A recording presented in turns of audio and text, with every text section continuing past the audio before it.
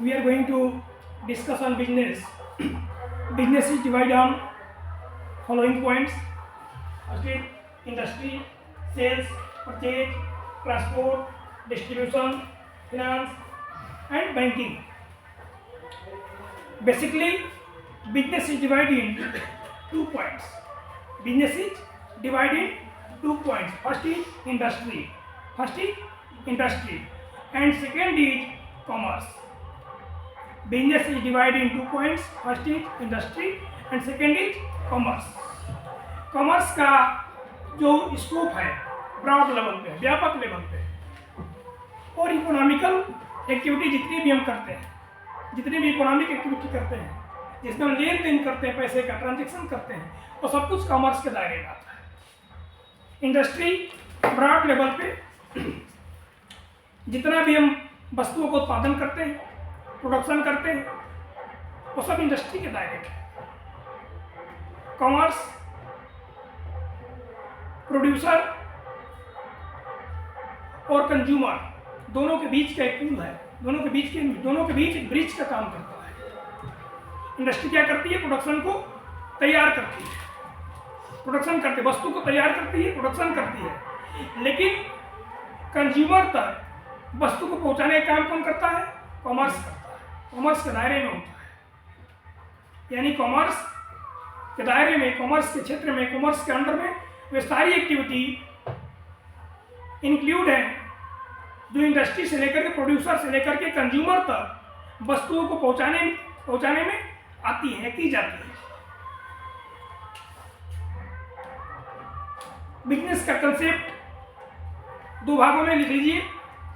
Concept of business is divided in 2 points. Concept of business is divided in 2 points. First is old concept of business.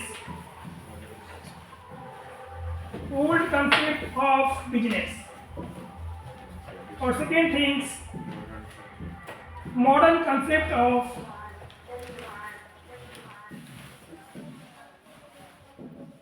Business. व्यवसाय की पुरानी अवधारणा और व्यवसाय की आधुनिक अवधारणा। वर्तमान समय में हम लोग 21वीं सदी में सर्वाइव कर रहे हैं। इसमें 21वीं सदी में पहले व्यवसाय की जो धारणा थी उसके अंतर्गत मुख्य रूप से व्यवसायी अत्यधिक लाभ कमाना चाहता था। क्या करना चाहता था? अत्यधिक लाभ कमाना चाहता था, ऑप्टिमम प्रॉफिट अर्न करना चाहता था। व्यवसाय शब्द का उपयोग उन क्रियाओं के लिए किया जाता है जो धन कमाने के लिए की जाती थी। किसके लिए? पैसा कमाने के लिए, मनी अर्न करने के लिए की जाती थी। इस कंसेप्ट के अनुसार व्यवसाय का एकमात्र उद्देश्य इन तरीकों से किसी भी तरह से अधिकतम लाभ कमाना होता था। पुरानी अवधारणा के अनुसार वे सभी इकोनॉमिक एक्टिविटी जिसके माध्यम से एक व्यक्ति, एक व्यवसायी अत्यधिक मैक्सिमम प्रॉफिट अर्न करना चाह रहा हो तथा धन, संपत्ति, कम आर्थिक सत्ता का, इकोनॉमिक पावर का सेंट्रलाइजेशन करना चाहता था। चाहे इसके लिए सामाजिक न्याय, सोशल जस्टिस को क्यों न त्यागना पड़े, क्यों न उसकी बलि देनी पड़े। प्रत्येक आर्थिक क्रिया का लक्ष्य धन कमाना ही था। उस समय व्यवसाय के क्षेत्र में मुनाफाखोरी का बोलबाला था। मुनाफाखोरी का क्या मतलब है? मुनाफाखोरी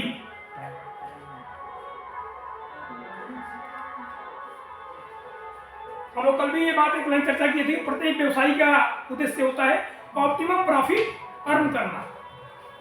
कल तक हम लोग ओल्ड कंसेप्ट पे ही चर्चा कर रहे थे। प्रत्येक व्यवसायी का उद्देश्य होता है, ऑब्जेक्टिव होता है ऑप्टिमम प्रॉफिट अर्न करना, अत्यधिक लाभ कमाना, चाहे किसी तरह से हो। आपने लॉकडाउन के दौरान देखा, आप वर्तमान समय में 1 kg सॉल्ट कितने रुपए की आती है? 23। हाँ 23। चलो लिखिए वही 28 है। हाँ 28 आता है टाटा से। अच्छा टाटा है 28। मान लो लगभग 30 रुपया अधिकतम। इससे अधिक तो लोग नहीं परचेज करता है। और एक कोई और नया साल्ट आया है जो आजकल लोग यूज कर रहा है, शायद 50 रुपीज पर केजी है। Red salt. Red salt. हाँ, रेड सॉल्ट। लेकिन बेसिकली जो हमारे लोग यूज करते हैं आजकल टाटा नमक ही यूज करते हैं, टाटा सॉल्ट। यदि मान लो 23, 28 यदि 30 रुपये पर केजी का सॉल्ट आ रहा है, यही सॉल्ट आज से 3 साल पहले लॉकडाउन के दौरान 100 रुपये पर केजी भी सेल हुआ था। हुआ या नहीं हुआ? इसी जयनगर में नमक की कीमत 100 रुपये तक पहुंच गई थी। जब लोगों को लगने लगा कि मार्केट बंद हो गया, इसी प्रकार के सामान नहीं मिल पाएंगे, ट्रांसपोर्टेशन बंद हो गया था, और ये सबसे अत्यधिक मिसकम्युनिकेट तब हुआ जब लॉकडाउन के दौरान ट्रेन बंद हो गई। जब रेलवे बंद हुआ तो लोगों को लगा कि अब तो कुछ आएगा नहीं। इससे लोगों के अंदर एक भय सा माहौल हो गया। उन्होंने प्रयास किया कि अत्यधिक सामान परचेज करके स्टोर कर लिया जाए, और जब व्यवसायी को मालूम चला कि इस लोगों में सामान परचेज करने की होड़ मची हुई है, तो उसने तुरंत अपने सामान का दाम बढ़ाकर 80 से 100 पहुंचा दिया। दाम कितना था? 23 रुपया, 28 रुपया। बिका कितने पर? 100 रुपया पर। तो जो 28 रुपया या 23 रुपया से लेकर के 100 के बीच में जो मार्जिन है, जो डिफरेंशिएशन है, वही मुनाफाखोरी है। एक तरह से करप्शन कह सकते हैं। बिकना था उसको 23 पर, 28 पर या 50 रुपये पर जो रेड सॉल्ट है, बिका कितने? 100 रुपये पर। छोटी छोटी दवाएं, विटामिन सी की गोली, ये जब सांस लेने में लोगों को दिक्कत आने लगती है, पेशेंट को, एक छोटा सा ट्यूब आता है 10 रुपये का, उसको मशीन में डाल करके लोग सांस लेता है मशीन के माध्यम से, वो बिकती थी 80 रुपये की। तो जो 10 रुपये से लेकर के और 80 के बीच का जो डिफरेंशिएशन था, वही मुनाफाखोरी है, वही करप्शन है। विटामिन सी की गोली आज दुकान में जाइएगा तो 20 रुपये मिल जाएगा। और रहा सवाल मुनाफाखोरी का, मुनाफाखोरी बढ़ता कैसे है? मुनाफाखोरी को व्यवसायी कैसे जन्म देता है? उसका सबसे बड़ा सिंपल सा तरीका है, जिस सामान का ज्यादा डिमांड होगा, व्यवसाय का क्या कंसेप्ट है? Demand and supply. Demand and supply. जब व्यवसायी को लगता है कि डिमांड ज्यादा बढ़ गई, तो वस्तु का प्रोडक्ट नहीं, प्राइस तो बढ़ेगी बाद में। सबसे पहले जो डिमांड बढ़ेगी, सप्लाई बंद हो जाएगी। वो कहेगा सामान ही नहीं है, हम वो सप्लाई करने में सक्षम नहीं है, मार्केट में सामान मिल ही नहीं रहा है। और तब आपको लगेगा कि जहां पर 1 यूनिट मिल रहा है, 2 यूनिट मिल रहा है, उसको अधिक दाम पर भी परचेज कर लीजिए। वरना जो कंज्यूमर होता है, जो परचेजर होता है, वो भी कम नहीं होता है। वो तुरंत पूछेगा 28 रुपया है, डिस्काउंट कितना? आजकल हर जहां भी जाइए, लोगों का सबसे बड़ा क्वेश्चन, डिस्काउंट नहीं दीजिएगा? क्योंकि हम लोग को आदत पड़ी डिस्काउंट की, या मार्केटिंग स्ट्रेटजी का लीजिए, हर वस्तु पर डिस्काउंट मिल रहा है 5%, 10%, और प्रत्येक वस्तुओं के परचेजिंग पर डिस्काउंट खोजने वाला कस्टमर, परचेजर, उसको थोड़े दाम पर परचेज करे, वही मुनाफाखोरी है, वही करप्शन है। लेकिन मॉडर्न कंसेप्ट के अनुसार आधुनिक दृष्टिकोण में चीजें बदल गई। और व्यवसाय की आधुनिक अवधारणा के अनुसार व्यवसाय एक सामाजिक और आर्थिक क्रिया है। Business is a social and economic activity. व्यवसाय एक सामाजिक और आर्थिक क्रिया है। इसका क्या मतलब है? आर्थिक क्रिया तो पहले भी था, जब हम लेन देन करते हैं वही व्यवसाय है। जब कोई सामान का क्रय करते हैं, परचेज करते हैं या सेल्स करते हैं, विक्रय करते हैं, वो व्यवसाय है। लेकिन मॉडर्न कॉन्सेप्ट में एक शब्द जुड़ा, व्यवसाय एक सामाजिक व आर्थिक क्रिया है जिसका उद्देश्य सेवा के द्वारा लाभ कमाना है। Social service. ये कैसे संभव है? संभव है? कैसे? और मतलब पहले के टाइम में सिर्फ प्रोडक्ट कस्टमर मतलब जो सेलर्स होता है उनका सिर्फ एक एम होता था कि प्रोडक्ट सेल करना है, लेकिन अभी के टाइम में है कि प्रोडक्ट सेल के साथ साथ उसको फिर आफ्टर सेलिंग उसको सर्विस भी प्रोवाइड करवाते हैं। कौन सी सर्विस? जैसे सचे जैसे जैसे सर कहीं से जैसे आप कहीं से फैन लिए, जैसे warranty guarantee after sale service. अच्छा,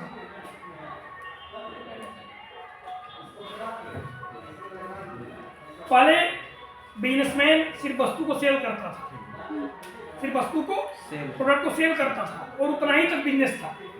आज एक बिजनेसमैन का पहला ऑब्जेक्टिव हो गया है सर्विस, सोशल सर्विस, और सेकेंडरी हो गया है बिजनेस, विक्रय करना, इकोनॉमिकल एक्टिविटी।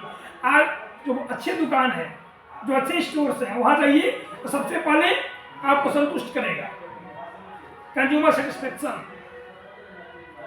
किसी अच्छे दुकान पर जाइए, पहले आपको अच्छे से ट्रीट करेगा, बैठाएगा, सर्विस देगा। ऐसा नहीं कि अपने घर से देता है, हमारे और आपके द्वारा जो परचेजिंग की जाती है उसमें वो भी इंक्लूड होता है। लेकिन हमें क्या लगता है, कस्टमर को क्या लगता है कि दुकानदार बहुत अच्छा है, दुकानदार बहुत अच्छा है।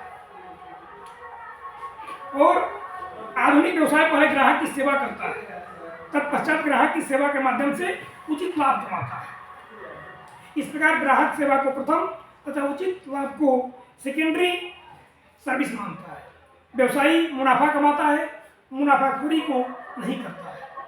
आधुनिक कंसेप्ट, मॉडर्न कंसेप्ट के अनुसार व्यवसायी मुनाफा कमाता है, लाभ कमाता है, लाभ अर्जित करता है, लेकिन मुनाफाखोरी को जन्म नहीं देता है। जबकि सेम इसके विपरीत ओल्ड कंसेप्ट में व्यवसायी मुनाफाखोरी करता था, अत्यधिक लाभ कमाना, चाहे जैसे भी हो, अत्यधिक लाभ कमाना उसका उद्देश्य रहता था। व्यवसाय का अर्थ, व्यवसाय है क्या? Meaning of business. हम ये देखते हैं कि समाज के प्रत्येक व्यक्ति को अपने दैनिक जीवन में डेली रूटीन में जीविकोपार्जन हेतु कुछ ना कुछ गतिविधियां करनी पड़ती हैं, कुछ ना कुछ एक्टिविटी हम करते हैं। उसकी भौतिक आवश्यकताओं की पूर्ति होना परम आवश्यक है। भौतिक आवश्यकता मतलब रोटी, कपड़ा, मकान। हमारी बेसिक नीड क्या है? रोटी, कपड़ा, मकान। वो कैसे पूरा होगा? जब हम कहीं ना कहीं कुछ कमाएंगे, कुछ कहीं से पैसा ले आएंगे तो हमारी पूरी होगी, क्योंकि उनके बिना जीवित रह सकना असंभव नहीं है। यहाँ तक कि आध्यात्मिक चिंतन भी भौतिक आवश्यकताओं की पूर्ति के बगैर संभव नहीं है। आध्यात्मिक चिंतन मतलब, आध्यात्मिक चिंतन का मतलब क्या है?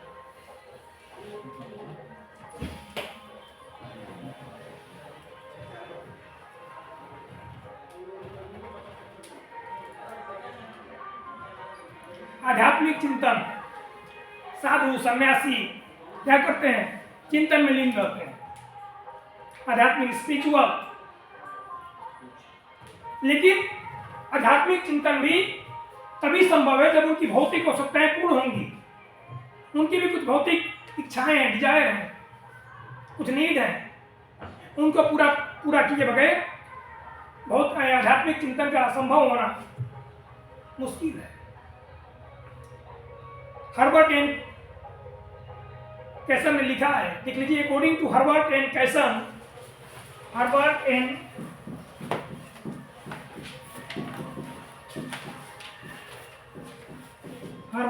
कैसन, according to Herbert N. Casson,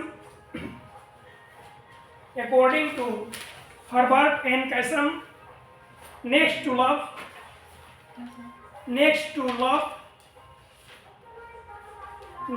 love, comma, business is the greatest,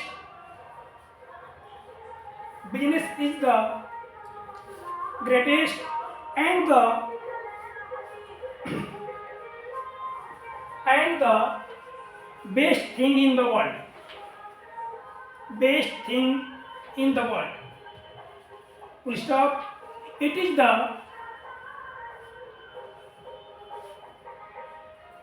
the creator It is the creator and preserver. It is the creator and preserve and preserver of civilization. It is the creator and preserver of civilization. हार्बर्ट and castle कहते हैं, प्यार के पश्चात विश्व व्यवसाय ही विश्व में सबसे महान एवं सर्वोत्तम है। यह सभ्यता का निर्माता तथा रक्षक भी है। यह सभ्यता का निर्माता तथा रक्षक भी है। नेक्स्ट लिख लीजिए। According to the Wheeler, according to the Wheeler business, according to the Wheeler, business is an, according to the Wheeler, business like weather, business like weather,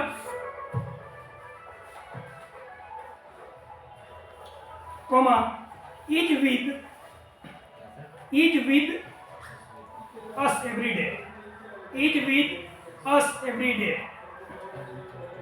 wheeler कहते हैं मौसम की भांति व्यवसाय भी, मौसम की भांति व्यवसाय भी सदैव हमारे साथ रहता है। मौसम की भांति व्यवसाय भी सदैव हमारे साथ रहता है, क्योंकि प्रातः काल से लेकर के रात्रि काल के अंतिम प्रहर तक, अंतिम समय तक हम जितनी भी गतिविधि करते हैं वो कहीं ना कहीं व्यवसाय से संबंधित होता है। स्वाभाविक है, हम सो करके उठने के बाद रात्रि तक सोने के समय तक जितनी भी गतिविधियों में लिप्त होते हैं, कहीं ना कहीं उसका डायरेक्टली इनडायरेक्टली व्यवसाय से संबंध होता है। यही नहीं, वो अनेक ऐसे व्यक्तियों से लेन देन करता है जो व्यवसाय में ही संलग्न है। गली के नुक्कड़ या गली में स्थित पंसारी, हलवाई, बाजार, दर्जी, नाई, धोबी, मोची आदि अनेक ऐसे व्यापारी हैं जिनसे किसी न किसी व्यवसाय की विचारधारा, जिनसे किसी न किसी रूप में प्रत्येक व्यक्ति का संपर्क पड़ता ही है। अब प्रश्न यह उठता है कि क्या व्यवसाय इन्हीं तक सीमित है? क्या व्यवसाय इन्हीं तक सीमित है? जो दिन प्रतिदिन, जो सारी रूटीन, एवरी डे, प्रत्येक दिन जिन लोगों से मिलते हैं, क्या व्यवसाय यहीं तक सीमित है? नहीं, व्यवसाय यहीं तक सीमित नहीं है। व्यवसाय इससे ऊपर भी है। ये तो व्यवसाय का एक छोटा सा भाग है। लिख लीजिए। According to the MC McNaughton, MC M.C. McNaughton, McNaughton कहते हैं the term business means the exchange of goods. The term business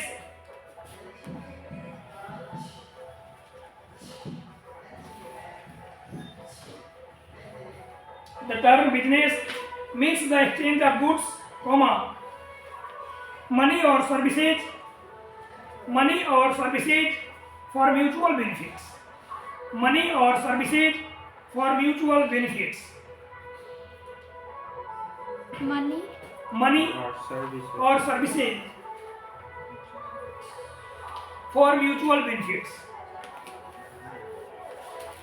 व्यवसाय में हम क्या करते हैं? पैसा के बदले वस्तुओं का, सेवाओं का अदला बदला करते हैं, अदली बदली करते हैं, बदलते हैं, एक दूसरे का लेन देन करते हैं। जब पैसा देते हैं तो हमको सामान मिलता है, ये सर्विस मिलती है। किसके लिए? अपने दोनों लोगों के, परचेजर और सेलर की म्यूचुअल बेनिफिट के लिए। दोनों लोग कहीं ना कहीं अपना लाभ देखते हैं और हम लोग मनी और सर्विस का एक्सचेंज करते हैं। मैकनॉटन कहते हैं व्यवसाय शब्द से आशय पारस्परिक हित के लिए वस्तुओं और मुद्रा या सेवाओं के साथ बदलाव से है। इस परिभाषा के अनुसार पारस्परिक हित तथा विनिमय व्यवसाय का आधार है।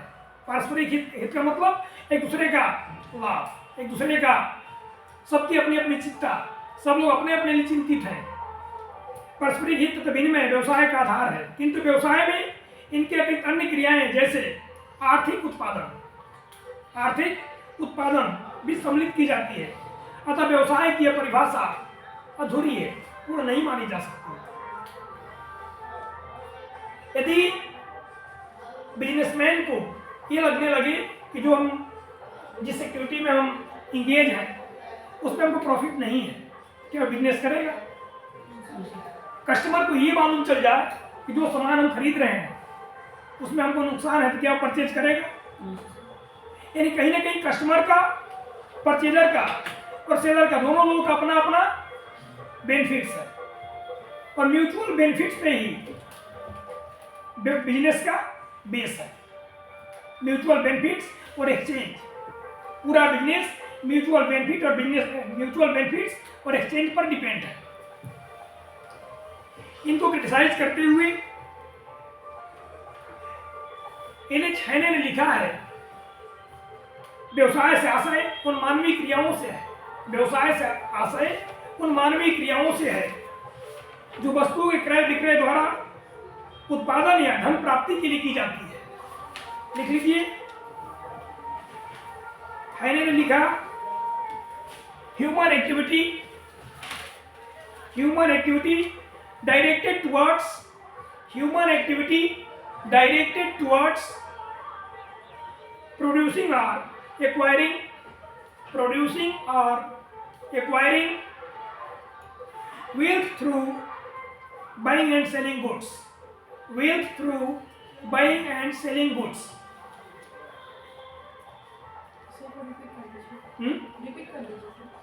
Human activity directed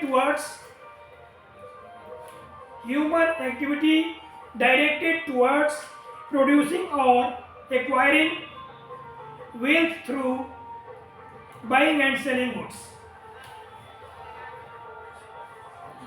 हैने कहते हैं, व्यवसाय की उपयुक्त परिभाषा श्रेष्ठ और व्यापक मानी जाती है, किंतु यदि सूक्ष्म दृष्टिकोण से इस परिभाषा का अध्ययन किया जाए, विश्लेषण किया जाए तो यह स्पष्ट प्रतीत नहीं होती है। उदाहरण के लिए हैने ने वस्तुओं के क्रय और विक्रय को ही व्यवसाय कहा है, बाइंग और सेलिंग को ही व्यवसाय कहा है। यानी क्रय और विक्रय के अतिरिक्त जो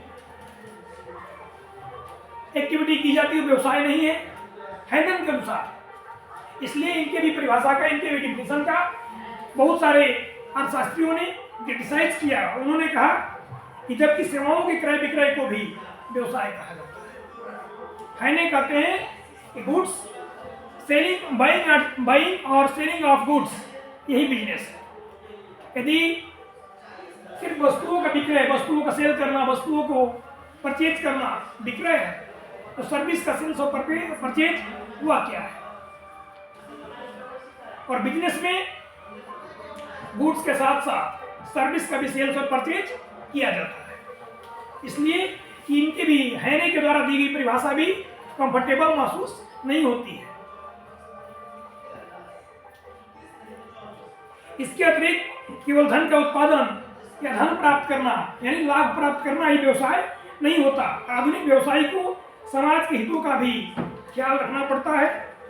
उनके अनुसार व्यवसाय का प्रथम उद्देश्य सेवा करना तथा द्वितीय उद्देश्य लाभ कमाना है, तथा यह सर्वोत्तम होते हुए भी संकुचित एवं अधूरी है।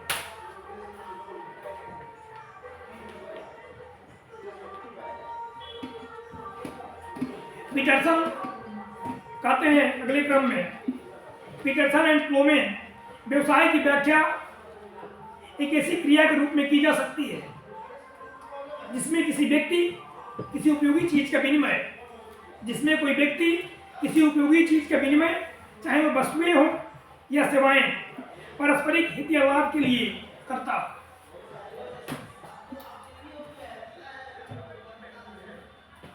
देख लीजिए, as an activity, as an, according to Peterson, as an activity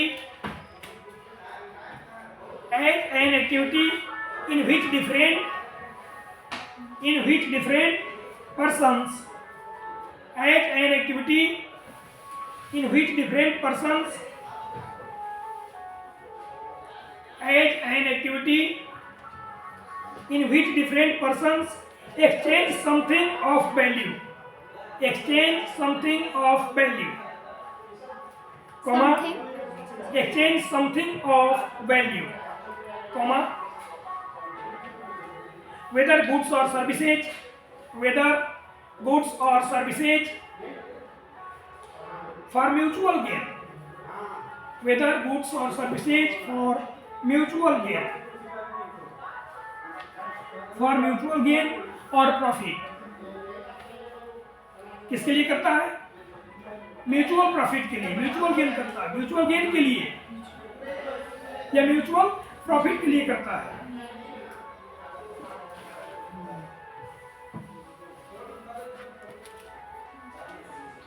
अगले क्रम में एक प्रख्यात अर्थशास्त्री थे C.F. अर्बार्ट। C.F. अर्बार्ट लिखते हैं कि बिना लाभ के व्यवसाय नहीं है। वो इनसे भी थोड़ा एक कदम आगे बढ़े तो उन्होंने कहा बिना लाभ के व्यवसाय नहीं है। ठीक उसी प्रकार से जैसे बिना रस के मुरब्बा, ठीक उसी प्रकार से जैसे बिना रस के मुरब्बा। ये भी समझ में आ रहा है? ये बात तो बिल्कुल सही है। जब लाभ ही नहीं होगा तो व्यवसाय किस चीज का? और प्रत्येक व्यक्ति कहीं ना कहीं किसी भी कार्य में एंगेज है तो उसका ऑब्जेक्टिव है प्रॉफिट अर्न करना। और व्यवसाय में यदि लाभ नहीं होगा तो उसी प्रकार से जैसे मुरब्बा में रस नहीं है।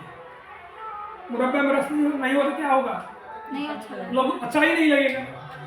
देख लीजिए इसको भी, business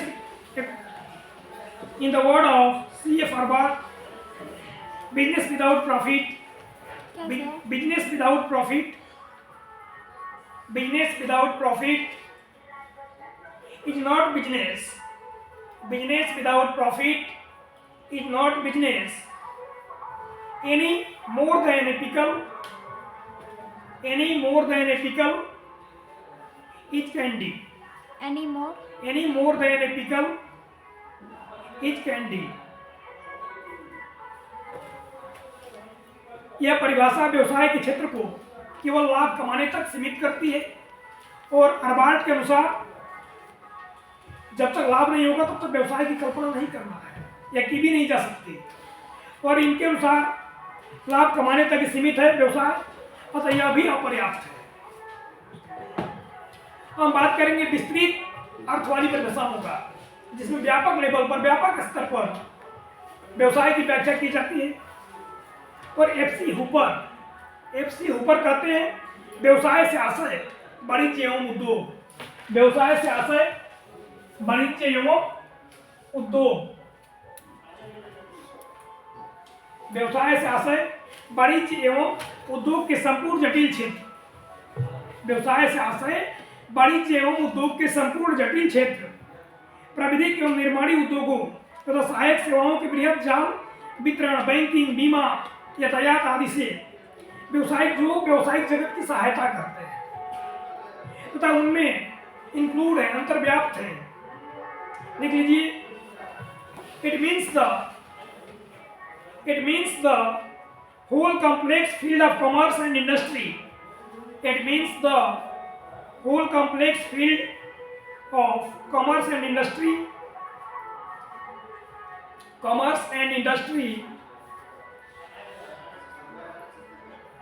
comma, the basic industries, comma, processing and manufacturing industries,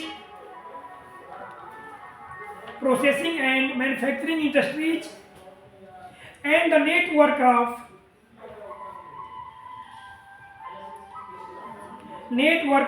services, comma, distribution, comma, banking, comma, insurance, comma, transport, and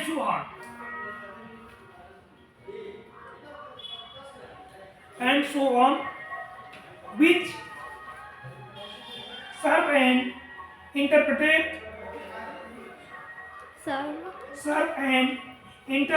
protect the world of business and whole.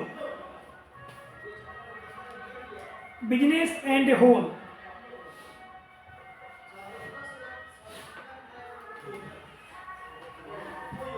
यह परिभाषा व्यवसाय की विभिन्न अंतर बिंदुओं को प्रकाश डालती है, जैसे industry, banking, finance, distribution, transport, purchase, sales, सब पर प्रकाश डालती है। यह व्यापक रूप से व्यवसाय के विभिन्न बिंदुओं को रेखांकित करती है और इनकी प्रासंगिकता को बढ़ाती है।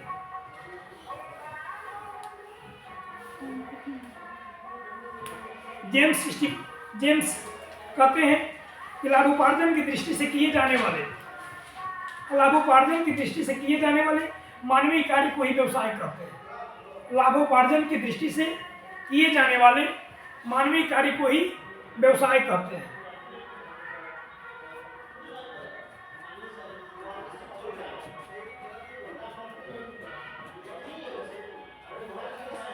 Business is the production of goods and services. Business is the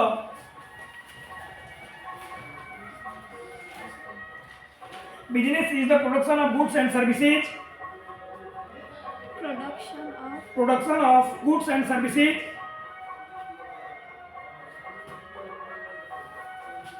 With the distribution of those goods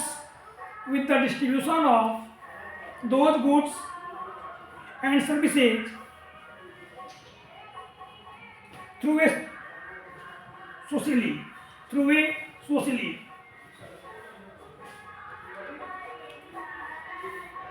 व्यवसाय की यह परिभाषा भी through a socially, SOCIELLY, socially, यह परिभाषा भी अत्यधिक व्यापक नहीं है। इसके अनुसार प्रत्येक प्रकार की जिसका उद्देश्य लाभोपार्जन करना हो, लाभ कमाना हो, व्यवसाय कहलाती है। इसके अंदर पेशा भी आता है, प्रोफेशन भी आता है। यही नहीं, इसके अकॉर्डिंग, इसके अनुसार तस्करी, चोरी, डकैती आदि कार्य को भी व्यवसाय कह सकते हैं। लेकिन ऐसा होता नहीं। यदि लाभ कमाना ही उद्देश्य है, जिसमें प्रॉफिट हमको हो, तो तस्करी में भी प्रॉफिट है। एक चोर चोरी करता है, उसमें भी उसको लाभ है, तभी चोरी करता है। यदि चोर को नुकसान होगा तो चोरी करेगा जी। डकैती करता है, चोर से बड़ा लेवल का जो होगा वो डकैत होगा। वो डकैती क्यों करता? लाभ के लिए। लेकिन उसको व्यवसाय नहीं कह सकते हैं। यह परिभाषा भी संकुचित दायरे में है।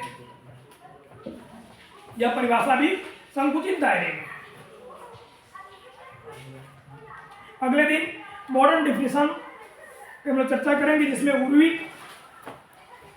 उर्विक कहते हैं कि व्यवसाय एक ऐसा उपक्रम है जो समुदाय के सदस्यों की आवश्यकताओं की पूर्ति करता है।